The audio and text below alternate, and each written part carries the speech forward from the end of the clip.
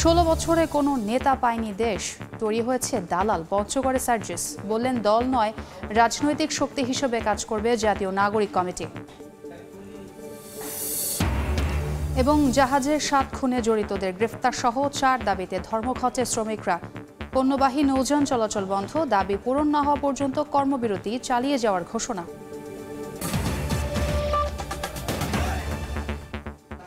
বাংলা সময়ের সঙ্গে আছে আমি ছোঁয়া খন্দকার। 16 বছরে কোনো নেতা নয় দালাল তৈরি হয়েছে বলে মন্তব্য করেছেন জাতীয় নাগরিক কমিটির মুখ্য সংগঠক সার্জিস আলম। দুপুরে পঞ্চগড় সরকারি অডিটোরিয়াম হলরুমে জাতীয় নাগরিক কমিটির মতবিনিময় সভায় এ মন্তব্য করেন তিনি। দাবি করেন, গত 16 বছরে কিছু অবকাঠামো দিয়ে বাংলাদেশের যা উন্নতি দেখানো হয়েছে তার ভেতরে যত অপকর্ম করা যায় সবই করেছেন শেখ হাসিনা। আগামীর বাংলাদেশে সরকারের জবাবদিহিতায় প্রেসার ক্রিয়েট গ্রুপ হিসেবে জাতীয় নাগরিক কমিটি কাজ করবে বলে জানান সার্জিস। বলেন, জাতীয় নাগরিক কমিটি কোনো রাজনৈতিক দল হবে না, হবে রাজনৈতিক শক্তি।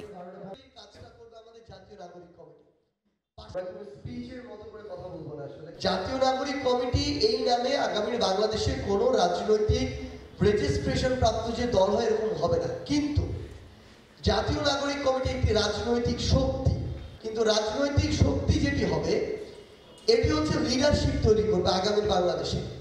শেখ হাসিনা প্রত্যেকটা প্রতিষ্ঠানে এই কর্তৃত্ববাদী মনোভাব নিয়ে বিগত 16 বছরে চলেছে এবং বিগত 16 বছরে বাংলাদেশে লিডার তৈরি হয় না, তৈরি হয়েছে শেখ হাসিনার দাস কিংবা শেখ হাসিনার দালাল কিংবা আমাদের মতো নীরব কিছু দর্শক।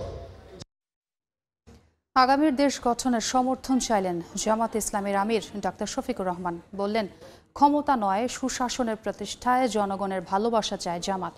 সকালে যশোর ঈদগাহ ময়দানে কর্মী সম্মেলনে প্রধান অতিথির বক্তব্যে তিনি কথা বলেন। স্বৈরাচার চলে গেলেও দেশ চাঁদাবাজ, দখলদার, জুলুম মুক্ত হয়নি।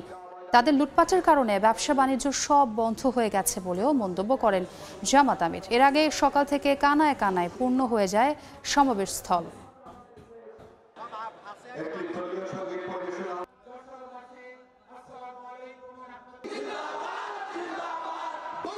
বিচার বিভাগকে মেরুদণ্ড সোজা করে দেওয়া হবে, যাতে সেই বিচার বিভাগ রাষ্ট্রের প্রেসিডেন্টকেও দ্বিতীয় কোনো চোখে না দেখে, একই চোখে যেন দেখে, একই চোখে সমস্ত নাগরিককে দেখবে। তিনি কে এটা বিবেচ্য বিষয় নয়। তিনি অপরাধ করে থাকলে যেই অপরাধী হন তাকে বিচারের আওতায় আসতে হবে। আমরা আর কারো দাস হব না ইনশাআল্লাহ। আমরা এমনই একটি বাংলাদেশ চাই যেই দেশে ছাদাবাজদের কোনো অস্তিত্ব থাকবে না, দখলদারদের অস্তিত্ব থাকবে না, কোর্ট কাছারি আদালত কোথাও ঘুষ চলবে না। আগামী জানুয়ারিতে আরও 50টি মডেল মসজিদ ও সাংস্কৃতিক কেন্দ্র উদ্বোধন করবেন অন্তর্বর্তী সরকারের প্রধান উপদেষ্টা ডক্টর মোহাম্মদ ইউনুস। চট্টগ্রাম জেলা মডেল মসজিদ ও সাংস্কৃতিক কেন্দ্র পরিদর্শনে গিয়ে জুমার নামাজের পর তিনি এ তথ্য জানান। বলেন, ইতোমধ্যে 300-র বেশি মডেল মসজিদ নির্মাণ করা হয়েছে, মোট নির্মাণ করা হবে 564টি। এর আগে মসজিদের মাঠে মারকাজুল হাফেজাত ইন্টারন্যাশনাল মাদ্রাসার আন্তর্জাতিক পুরস্কার পাওয়া হাফেজদের হাতে সম্মাননা তুলে দেন উপদেষ্টা।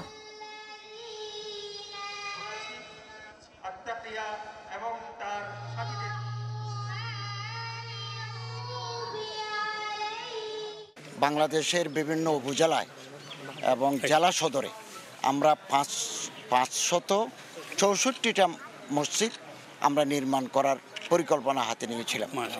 ইতিমধ্যে আমরা 350 মসজিদ নির্মাণ সম্পন্ন করেছি। এই মসজিদগুলো কেবল নামাজ নয়, এর সাথে আছে আমাদের কালচারাল কমপ্লেক্স, সাংস্কৃতিক কেন্দ্র। ওখানে আলোচনা সভা, ওখানে জিকির আজকার, ওখানে ইসলামের বিভিন্ন বিষয়ের উপরে আলোচনা সভা হবে। খুনের বিচার সহ 4 দফা দাবিতে সারা দেশে অনির্দিষ্টকালের কর্মবিরতি পালন করছে বাংলাদেশ নৌযান শ্রমিক ফেডারেশন। এতে বন্ধ জ্বালানি তেল, সারসহ বিভিন্ন পণ্য খালাস কার্যক্রম। স্বাভাবিক আছে যাত্রী পারাপার। নৌযান শ্রমিকরা অনির্দিষ্টকালের জন্য কর্মবিরতি ও 4 দফা দাবি জানিয়ে নৌঘাটে বিক্ষোভ তাদের।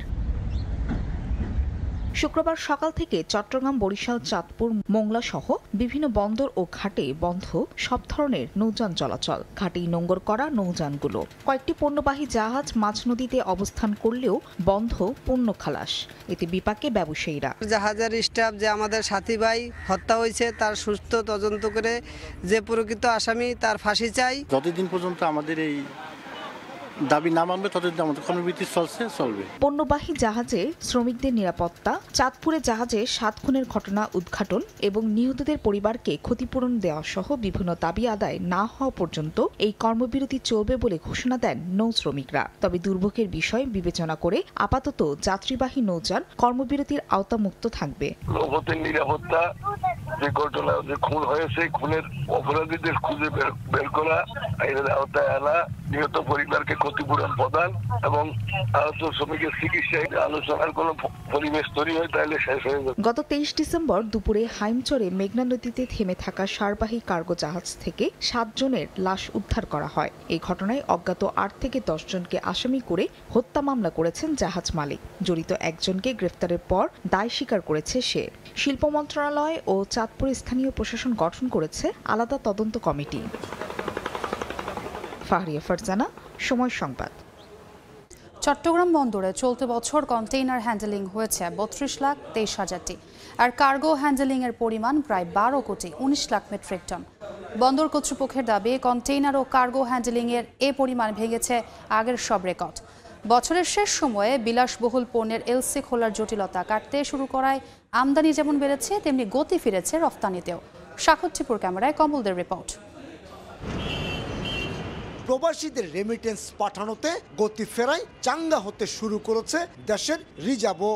চলতি ডিসেম্বরে যা ছাড়িয়েছে 24 বিলিয়ন মার্কিন ডলার। এ সময় পণ্য ওঠানামায় রেকর্ড গড়েছে চট্টগ্রাম বন্দরও। 25 ডিসেম্বর পর্যন্ত যে পরিমাণ হ্যান্ডেলিং হয়েছে তা গত বছরের তুলনায় 1,72,000 কন্টেনার বেশি, আর বাড়তি কার্গো পণ্যের পরিমাণ 18 লাখ মেট্রিক টন। কার্গো এবং কন্টেইনার দুই ক্ষেত্রে আমাদের অতীতের সব রেকর্ড ভঙ্গ করেছে। এত কিছু প্রতিকূলতা সত্ত্বেও চট্টগ্রাম বন্দর তার এফিসিয়েন্সি দিয়ে, সবার সহযোগিতা নিয়ে আমরা আমাদের টার্গেট অতিক্রম করতে সক্ষম হয়েছে। বছরের শুরুতে এতটা রমরমা অবস্থায় ছিল না চট্টগ্রাম বন্দর।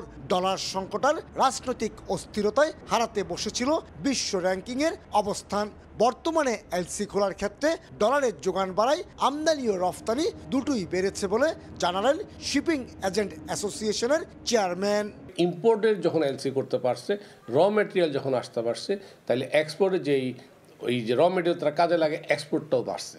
তো আলটিমেট আগের থেকে এবং সব মিলে ওভারঅল এখন একটা স্বস্তিও তো একটা ফ্যাক্টর।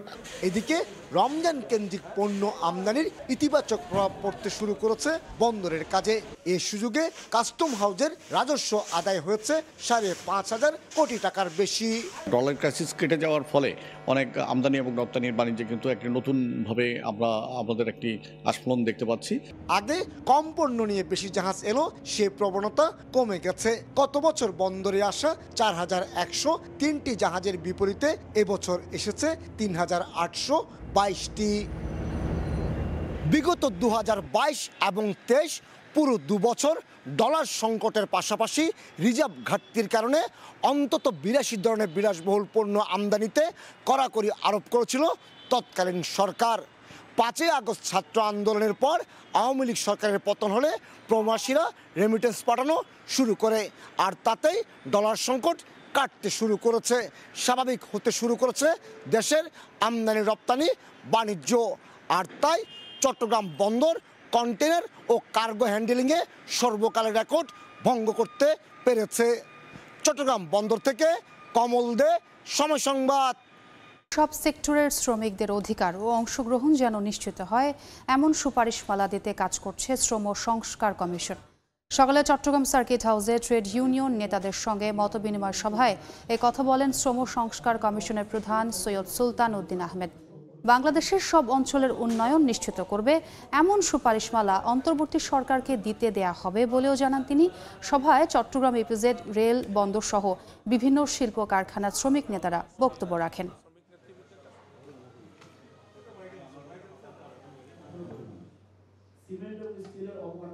শ্রম সংস্কার কমিশন এমন একটি সুপারিশ পেশ করতে চায় যেটি বাংলাদেশের সকল অঞ্চলের একটা সুষম উন্নয়ন নিশ্চিত করবে, সকল শ্রমিকদের অধিকার অংশগ্রহণ নিশ্চিত করবে এবং সেখানে যেন সবাই তার মৌলিক অধিকারগুলো নিশ্চিত করতে পারে, তার যে কল্যাণ, তার এবং তার পরিবারের কল্যাণগুলো নিশ্চিত করতে পারে।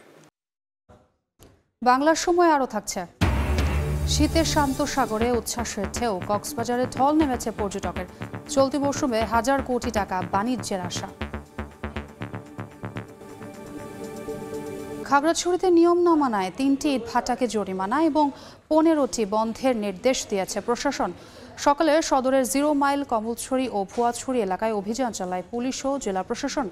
এ সময় পরিবেশ অধিদপ্তরের ছাড়পত্র না থাকা, নিয়ম না মানা এবং অবৈধভাবে ইটভাটা দেয় 3টিকে 1.5 লাখ টাকা জরিমানা করা হয়। এছাড়া আরও 15টি ইটভাটা বন্ধ করার নির্দেশ দেওয়া হয়। পরিবেশের ভারসাম্য রক্ষায় এ অভিযান চলবে বলে জানান উপজেলা নির্বাহী ম্যাজিস্ট্রেট।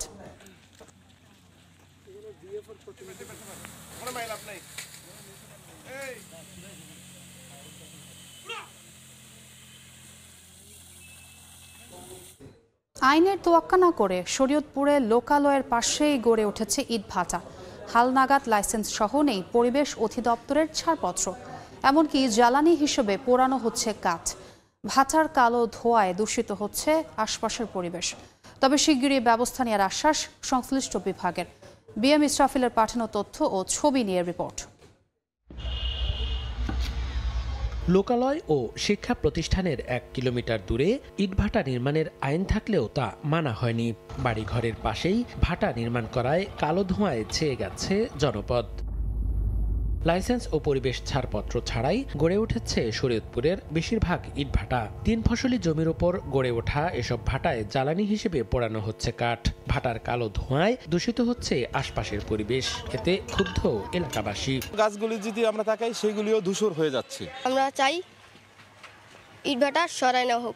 আইন মেনে যাতে এই ভাটাগুলো তৈরি করা হয় এবং এগুলো পরিবেশ বান্ধব হয়। তবে শিগগিরই ব্যবস্থা নেওয়ার আশ্বাস সংশ্লিষ্ট বিভাগের। আমরা অবৈধ ইটভাটার তালিকা ইতিমধ্যে জেলা প্রশাসনকে দিয়েছি, তারা আইনগত ব্যবস্থা নেবেন বলে জানিয়েছেন। অলরেডি আমরা শাস্তিমূলক ব্যবস্থা নিচ্ছি এবং বাকি যেগুলো আছে অবৈধ যেগুলো রয়েছে সবগুলোর বিরুদ্ধে আমরা পর্যায়ক্রমে অভিযান চালাবো। শরীয়তপুরে মোট 55টি ইটভাটার মধ্যে 22টি বন্ধ। বর্তমানে চলমান 33টি ভাটার মধ্যে বৈধতা রয়েছে মাত্র 10টির। সময় সংবাদ, শরীয়তপুর। মাদারীপুরে গ্রামীণ জনপদের অধিকাংশ সড়কই যেন মরণ ফাঁদ। বছরের পর বছর সড়ক দিয়ে ঝুঁকি নিয়ে চলছে যানবাহন। দীর্ঘদিনেও সংস্কার না হওয়ায় প্রায়ই ঘটছে দুর্ঘটনা। অবশ্য গুরুত্ব বিবেচনায় পর্যায়ক্রমে ঝুঁকিপূর্ণ সড়কগুলো মেরামতের আশ্বাস এলজিইডির। শাহাদাত আকুনের ক্যামেরায় সঞ্জয় কর্মকার, অভিজিতের রিপোর্ট। হেলে দুলে চলছে 3 চাকার যান, ঝুঁকিতে চালক ও যাত্রী। গ্রামীণ জনপদের অধিকাংশ সড়কের এমন দশা, অভিযোগ দিয়েও মিলছে না প্রতিকার। মাদারীপুর সদর উপজেলার মধ্য পেয়ারপুরের লিলির ব্রিজ থেকে তপেল সর্দারের বাড়ি পর্যন্ত 3 কিলোমিটার সড়কের পুরোটাই এখন মরণ ফাঁদ। 1.5 যুগ আগে ইটের সোলিং দিয়ে নির্মাণ করা সড়কটি খানাখন্দে ভরা। রোগী নিয়ে হাসপাতাল যাইতে পারি না, এই পোলাপানি স্কুলে যায় মনে করেন পাছার খায়। এই প্রায় 15 বছর ধরে এই রাস্তাটা এইভাবে হয়েছে, কোনো কাজ করে না। জেলার 5টি উপজেলার 2036 কিলোমিটার কাঁচা ও 449 কিলোমিটার ইটের সড়কের একই চিত্র। একটু বৃষ্টিতেই কাদা হওয়ায় দুর্ভোগ বাড়ে চলাচলকারীদের। স্কুল কলেজের শিক্ষার্থীরা পড়েন বিড়ম্বনায়। আর কাঁচা রাস্তার সঙ্গে বিভিন্ন স্থানে যতটুকু ইটের সোলিং রয়েছে তাও সৃষ্টি হয়েছে খানাখন্দক। এদিকে 1608 কিলোমিটার পাকা সড়কের বিভিন্ন স্থানে পিচ ওঠায় এখন বেহাল দশা। এলাকাবাসীর অভিযোগ, একাধিকবার সংশ্লিষ্ট দপ্তরকে বিষয়টি জানালেও নেওয়া হয়নি ব্যবস্থা। এতে ক্ষুব্ধ যাত্রী চালক, পথচারী ও স্থানীয় জনপ্রতিনিধি। বর্তমান সরকারের কাছে আমি দাবি, এই 12-14 হাজার লোকের যাতায়াতের রাস্তাটা খুব দ্রুত জানি কার্পেটিং হয়। বিভিন্ন প্রকল্পে অন্তর্ভুক্ত করে ঝুঁকিপূর্ণ সড়কগুলো সংস্কারের আশ্বাস এলজিইডির। এই মুহূর্তে আমরা যে সমস্ত রাস্তাগুলো জরাজীর্ণ অবস্থায় আছে সেই রাস্তাগুলো আমরা লিস্টের কাজ চলমান আছে।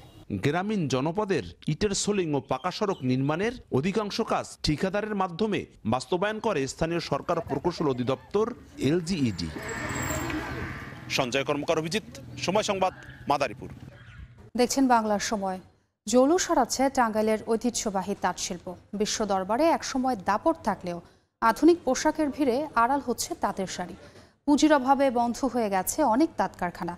সরকারি পৃষ্ঠপোষকতা পেলে তাঁত শিল্পের গৌরব ফিরিয়ে আনা সম্ভব বলে মনে করেন ব্যবসায়ীরা। কাদের তালুকদারের তথ্য ও রাশেদ খানের ছবিতে রিপোর্ট।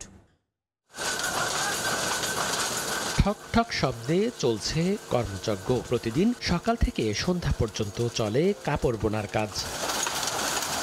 তাঁত শাড়িকে বিশ্ব দরবারে প্রশংসিত করেছে টাঙ্গাইলের দেলদুয়ার উপজেলার পাথরাইলের তাঁতপল্লীর বাসিন্দারা। তবে হারাচ্ছে এই শিল্পের জৌলুস। তাঁতি ও ব্যবসায়ীদের দাবি, আধুনিকতার ছোঁয়ায় তাঁতের শাড়ির ব্যবহার কমেছে। এতে আগের মতো নেই পাইকারদের ভিড়। পুঁজির অভাবে বন্ধ হয়ে গেছে অনেক তাঁত। সংকটের মুখে ব্যবসা টিকিয়ে রাখতে নানা কৌশল অবলম্বন করেও লাভ হচ্ছে না।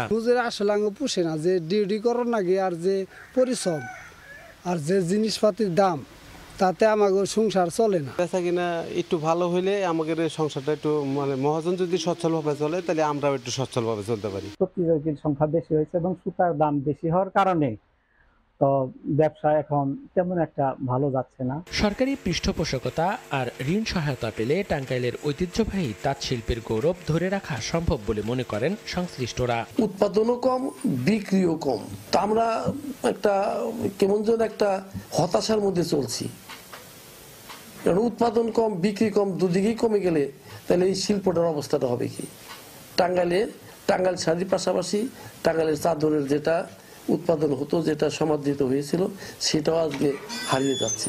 করোনার আগে লক্ষাধিক তাঁতে শাড়ি তৈরি হলেও বর্তমানে 10 থেকে 15,000 তাঁত চলমান রয়েছে। সময় সংবাদ, টাঙ্গাইল। মুন্সিগঞ্জের মীরকাদিমে চড়া দরে বিক্রি হচ্ছে ইলিশ। সপ্তাহের ব্যবধানে 200 টাকা বেড়ে প্রতি কেজি বড় ইলিশ বিক্রি হচ্ছে 2700 টাকায়। সিন্ডিকেটকে দায়ী করছেন ভোক্তারা। নাসির উদ্দিন উজ্জ্বলের রিপোর্ট, ছবি তুলেছেন আবু সাইদ।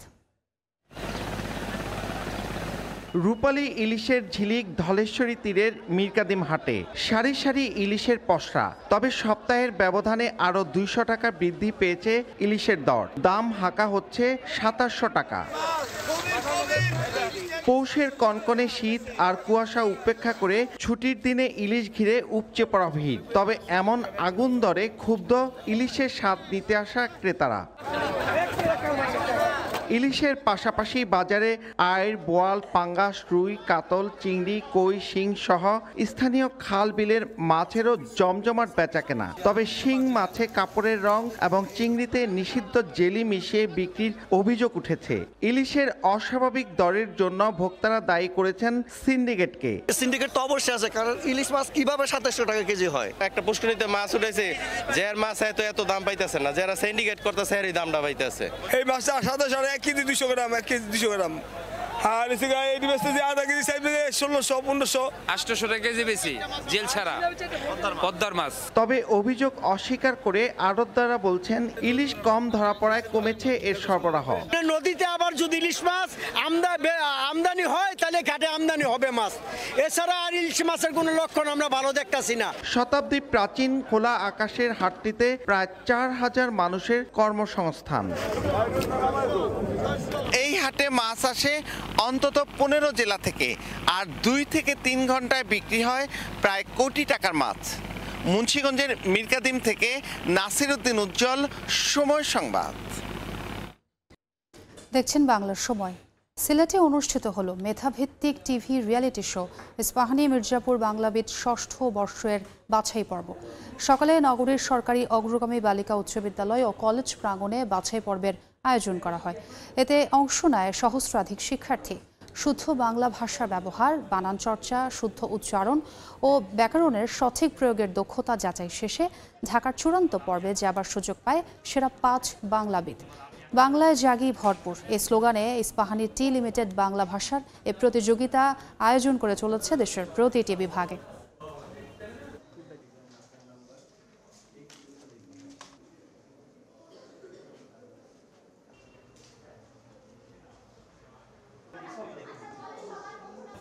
বছরের শেষ সময়ে পর্যটকের ঢল নেমেছে কক্সবাজারে।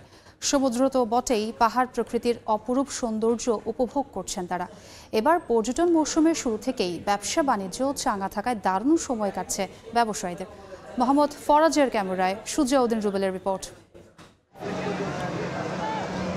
শীতের শান্ত সাগর, পর্যটকরা তাই মনের আনন্দে মেতেছেন সমুদ্র স্নানে। জলে ভেজা শরীর নিয়ে পর্যটকরা উষ্ণতা নিচ্ছেন মিষ্টি রোদের। সৈকতে কেউ ঘোড়ায়, কেউ জেট স্কি কিংবা বিচ বাইকে চড়ে সময় কাটাচ্ছেন। অনেকে বালু তীরে দাঁড়িয়ে উপভোগ করছেন সমুদ্রের সৌন্দর্য। প্রিয় মুহূর্তগুলো বন্দি করছেন মুঠোফোনে বা ক্যামেরায়। ডিসেম্বর মাসটা আমার মনে হয় যে এখানে আসার জন্য একটা পারফেক্ট টাইম। এইখানে যে ভাইবটা, এটা আসলে অন্য কোনো জায়গা ক্রিয়েট করতে পারবে না। এটাই ফার্স্ট টাইম, অনেক ভালো লেগেছে। আর সি বিচেও আসাটা এটাই আমার ফার্স্ট টাইম। আমি ঘরে উঠেছি, মজা করেছি। ফ্যামিলি নিয়ে আসছি, এই আচার কিনবো, শুটকি কিনবো। পর্যটকের ঢলনামায় জমে উঠেছে ব্যবসা বাণিজ্য। সৈকতের ফটোগ্রাফার থেকে শুরু করে ঘোড়াওয়ালা, বিচ বাইক চালকের মাঝেও বাড়তি উচ্ছ্বাস। প্রাণ ফিরেছে হোটেল রেস্তোরাঁগুলোতেও। 3 মাস আমাদের সিজন চলে, 3 মাসে অনেক রোজগার হয় আপনার। এখন অনেক পর্যটক আসতেছে। 25 থেকে 30,000 টাকা দৈনিক। আগে ছিল আপনার যেটা 10 থেকে 15,000 টাকা, ওটা এখন 10-15 টাকা বেড়ে গেছে। ডিসেম্বর, জানুয়ারি, ফেব্রুয়ারি আমরা আশা করছি এখন যে চাঙ্গা ভাবটা আছে সেটা অব্যাহত থাকবে। মার্চে যেহেতু রমাদান, টোটাল প্রেশারটা কিন্তু এই 3 মাসের মধ্যেই পড়বে আমরা আশা করছি। চলতি মৌসুমে কক্সবাজারের পর্যটন খাতে হাজার কোটি টাকার বাণিজ্যের আশা ব্যবসায়ীদের। সুজাউদ্দিন রুবেল, সময় সংবাদ, কক্সবাজার। এই ছিল বাংলা সময়ের। সঙ্গেই থাকুন সময়ের।